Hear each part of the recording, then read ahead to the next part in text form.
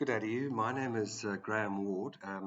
Just to give you an explanation on how the SARS allowances would be able to be used to fund end-user technology, which is a learnership.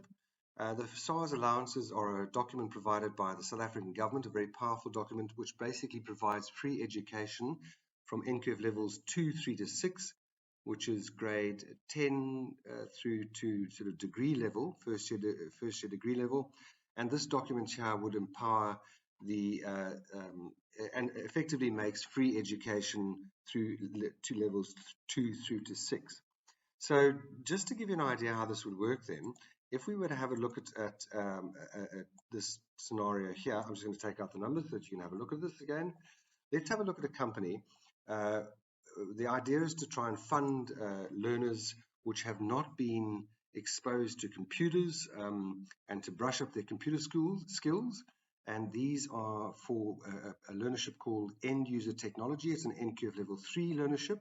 It basically empowers learners to do Word, Excel, PowerPoint, Outlook, and World Wide Web at a beginner, intermediate, and advanced level. So the stakeholders of such a learnership would be willing learners, willing sponsors, and contact center support agents or a training provider such as Award Training.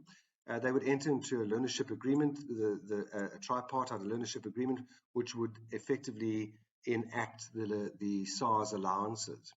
So let's just take a look at this example here. Let's assume a company has sales of 100,000 Rand. Okay, they've got expenses of 50,000 Rand in a very simplified format. Therefore, their gross profit would be the 100,000 minus the 50,000. That's their gross profit. If they had a SARS allowance, which in this particular example here is without a SARS allowance, they would have no deductions being made. So therefore, their taxable profit would be the 50,000 here. Okay, so at the company tax of 28%, it would be the 50,000 times 0.28. Okay, to give you the taxable amount, and they pay tax of 14,000. Therefore, their net profit at the end of the year, or as it would turn out, would be 36,000. Okay, so that's the example there. Now, let's assume that the company does enter into a learnership.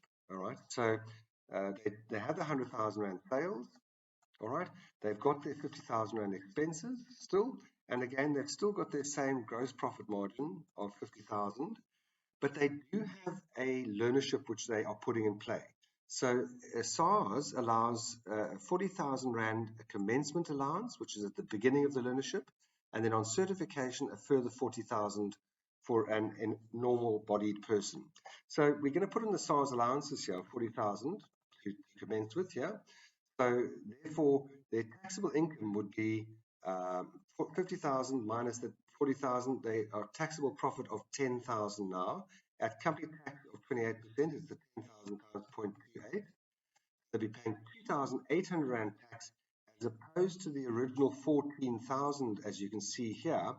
And therefore, their distributable income, if you want to call it that, would be their gross profit minus the thing there, minus the company tax of 47,000. So what you can see here is that effectively, by embarking on a learnership and having a registered learnership with SARS, and that's the key, it must be registered, and the training provider, such as Award Training, will do such a thing. Their net savings here, so in this case here, they have a distributable income of 36,000. In the case where they've got a learnership, they've got a distributable income of 47,200. So what this means here is if I subtract the two from each other, the net savings for the company is effectively 11,300 Rand.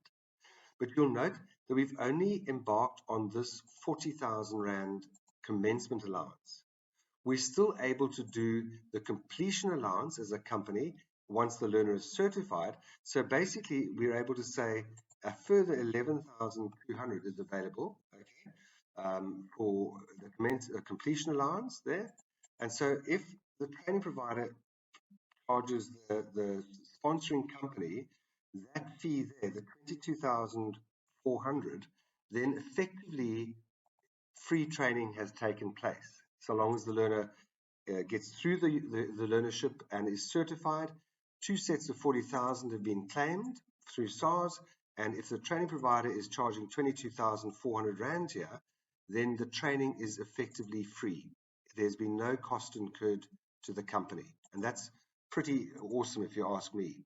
So this effectively proves that through the SARS allowances, you are able to uh, commence with learnerships through a registered training provider, which will provide you with a learnership number, and that learnership number will entitle you to make this claim twice in your set of books. Okay, so let's have a look at the distribution of the SARS allowances then to the training provider for providing this service. Here it goes. So number one, the SARS allowances recovered by the sponsoring company are the 22,400 in total. So it's, as you can see there, it's this 22,400 which is totally recoverable from the SARS allowances. And then the payments to award training would be as follows. A new laptop would be provided to learners that are employed. Unemployed learners would get it as a gift at the end, just so that we don't have theft and that sort of thing going on. But effectively, we're able to land a brand new laptop with Office 365 on it at 6,000 Rand. It's an upfront cost to the company, which is recoverable, don't forget, from the 11,200 that they're deducting monthly. And then, of course, the admin fees and the training fees and the support call center fees would make up the 11,200. So if you have a look at that, effectively these two here are adding up to, let's just add them here so that you can see, plus that, they're adding up to 17,200.